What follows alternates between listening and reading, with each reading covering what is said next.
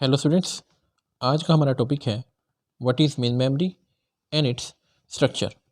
Main memory क्या होती है और इसका स्ट्रक्चर क्या है। सबसे पहले बात करते हैं मेन मेमोरी क्या है। Main memory is an important component of computer system. ये हमारे कंप्यूटर सिस्टम का एक बहुत अहम हिस्सा है।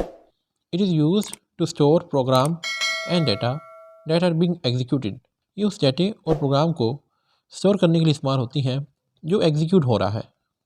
लाइक आपके पास एक हार्ड डिस्क है। हमें पता है हमारा जो डाटा परमानेंट तौर पर स्टोर होता है वो आपकी हार्ड डिस्क के अंदर होता है। सपोज करते हैं कि आपके पास एक गेम आपकी हार्ड डिस्क के अंदर सेव है। अब जब आप इस गेम को एग्जीक्यूट करेंगे, चलाएंगे, तो ये गेम लोड हो जाएगी आपकी मेन मेमोरी के अंदर और मेन मेमोरी के अंदर ही ये एग्जीक्यूट होगी, ये चलेगी। इसीलिए कहते हैं it is known as a working area of a computer. Main memory हमारे कंप्यूटर का वर्किंग एरिया कहलाती है। A computer cannot work without main memory. Computer main memory के बगैर काम नहीं कर सकता। Larger size of main memory increase the performance of the CPU।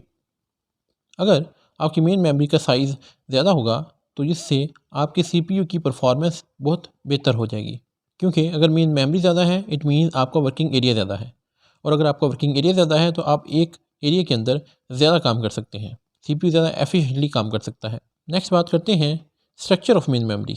Main memory के स्ट्रक्चर के बारे में। Main memory in the modern computer is build in the form of a chip.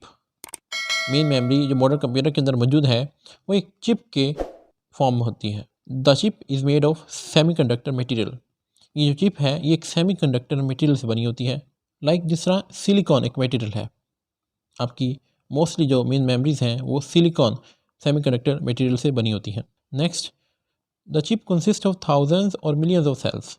इस चिप के अंदर आपके पास लाखों करोड़ों सेल्स होते हैं, कुछ इस तरह से।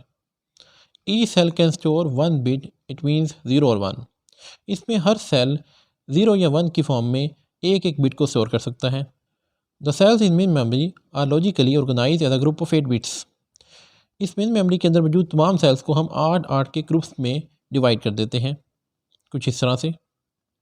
Each group is known as a 1 bite.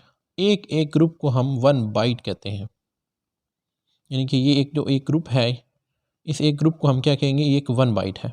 Each byte in the memory is assign a unique number. और हम मेमोरी के अंदर अपने ही हर बाइट्स को कोई ना कोई नंबर असाइन कर देते हैं, कुछ इस तरह से। This number known as the address of the byte. ये जो नंबर्स हैं ये इस बाइट के एड्रेस कहलाते हैं।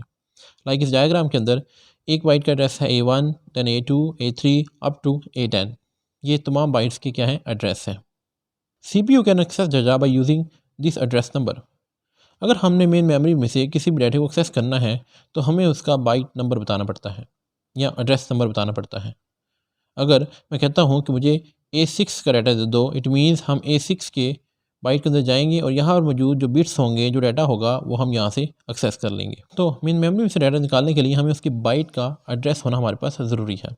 सो इस तरह मेन मेमोरी का जो स्ट्रक्चर है वो बनाया गया है। आई होप आपको क्लियर हो गया होगा कि मेन मेमोरी क्या होती है और इसके स्ट्रक्चर की भी आपको समझ आ गई होगी।